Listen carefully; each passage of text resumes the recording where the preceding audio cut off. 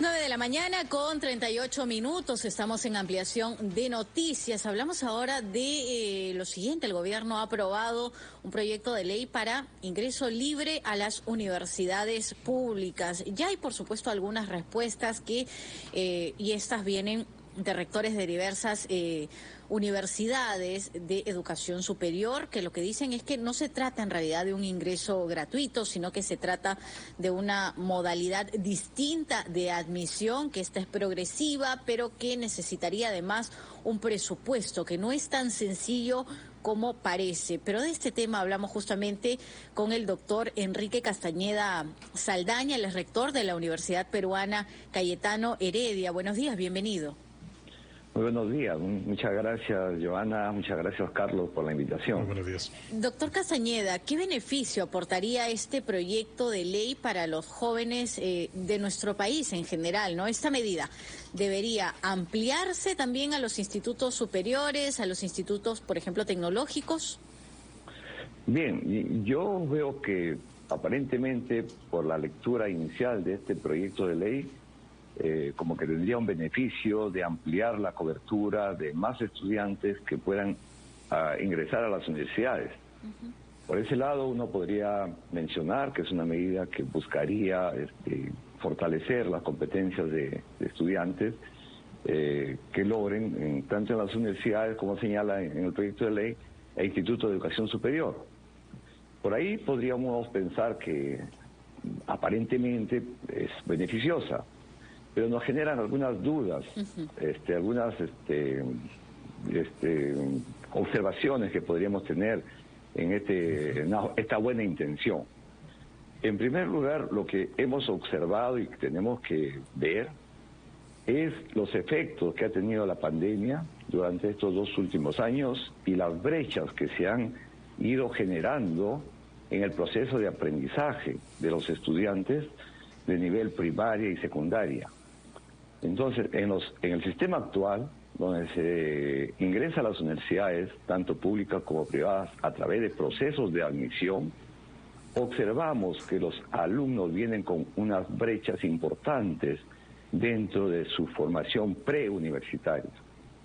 Entonces, si no se observa esta diferencia que por diversos escenarios educativos a nivel nacional, las diferencias que pueden existir en los colegios o escuelas de las diversas regiones, donde a veces no se da el suficiente rigidez en la formación del alumno. Y ahí observamos algunas brechas básicas, por ejemplo, brechas muy importantes que vienen desde la simple observación o motivación, o la comunicación, o las brechas cognitivas de comprensión lectora, razonamiento matemático, ¿no? El pensamiento crítico que debe tener el alumno. Entonces, en estos alumnos que nosotros recibimos actualmente, por ejemplo, con beca 18, hacemos un proceso en la universidad de evaluar esas brechas que tienen, tratando de superarlas antes de hacer su inmersión en el proceso educativo universitario. Entonces, una de las dudas que me genera este ingreso libre es cuáles van a ser los mecanismos para que se cierren esas brechas que atraen los estudiantes preuniversitarios. Entonces, aparentemente es una buena medida, pero yo diría, ¿cómo van a ser los mecanismos que puedan garantizar que el alumno logre una formación exitosa en su carrera profesional y luego estar inmerso en el mercado laboral? Sí, doctor Enrique Castañeda, y de acuerdo a la experiencia que ustedes tienen en la Universidad Peruana Cayetano Heredia, ¿qué es lo que recomendaría que se debe hacer en las universidades públicas para cerrar esta brecha que, como usted muy bien lo señala, sucede entre los colegios y las universidades? Porque estamos hablando además de un problema casi histórico en las últimas décadas en nuestro país. Así es, así es. Nosotros, por ejemplo, en la universidad hemos establecido un ciclo de nivelación que busque dar los elementos básicos para que el alumno se inserte ya en el mundo universitario, que tiene una exigente rigidez para la formación, ¿no? Va a requerir muchas competencias que el propio alumno debe desarrollar acompañado de un proceso de tutoría y consejería.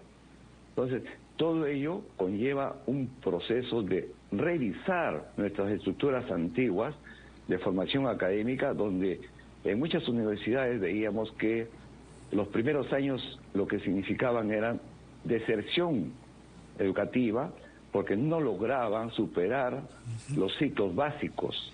Entonces, eso se convierte en una frustración para muchos estudiantes que no logran avanzar en su formación académica y desertan en los primeros años. Eso se tiene que resaltar para que las universidades se enfoquen en cómo hacer un proceso de adaptación y tratar de compensar lo que no pudieron aprender antes.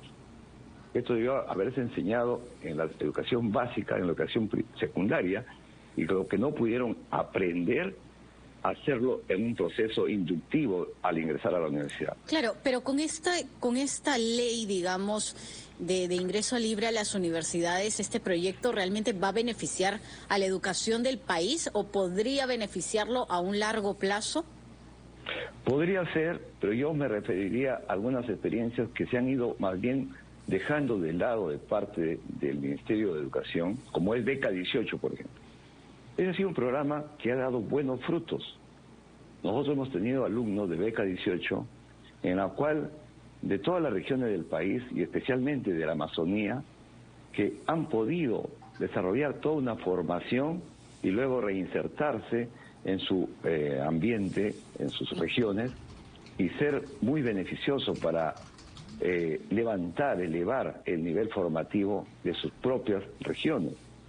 Eso se ha ido disminuyendo. Entonces, me parece algo contradictorio que, existiendo programas como el caso de Beca 18, que podría haberse ampliado, dándose más recursos para que estos alumnos que son ya focalizados, Beca 18 ya está focalizado a estudiantes de pobreza, a estudiantes que vienen de regiones menos favorecidas, y que se les da la facilidad de que puedan desarrollar sus estudios en todo el sistema universitario nacional. A mí me parece loable este proyecto, pero requiere un componente importante, un financiamiento. Entonces, diríamos, ¿van a apostar por Beca 18 o van a apostar por este nuevo proceso? Que es todavía incierto, todavía no lo vemos muy claro. Tendríamos que tener un buen financiamiento, un buen soporte de formación, lo que acabamos de mencionar, en las universidades, porque está dirigido básicamente a las universidades públicas, de este proceso de tutoría, ¿no?, y consejería, para que ese alumno que ingresa por este mecanismo libre, todavía no nos queda muy claro cuál va a ser ese mecanismo para que logren ingresar, logren alcanzar ese fin de ser profesionales y a la vez tener una capacidad de aprendizaje para toda la vida, porque actualmente ya se habla de que la universidad no puede ser un tránsito a una obtención de título, tiene que generar capacidades para que el alumno se vaya desarrollando a lo largo de su vida, ¿no? Sí, doctor, lamentablemente ya nos está ganando el tiempo, pero quería aprovechar este momento que nos brinda para consultarle. ¿El sistema universitario peruano, privado y público, está realmente preparado para garantizar que las tesis de pre y posgrado sean realmente trabajos de investigación originales? Entiendo que es una respuesta bastante amplia, pero le rogaría que nos resume. Yo pienso que ahí hay algunas deficiencias. Hay que preparar primero tutores de tesis, viene a ser todo un proceso, evaluadores y jurados de tesis. Entonces, es un proceso que yo pienso que todavía no está resuelto.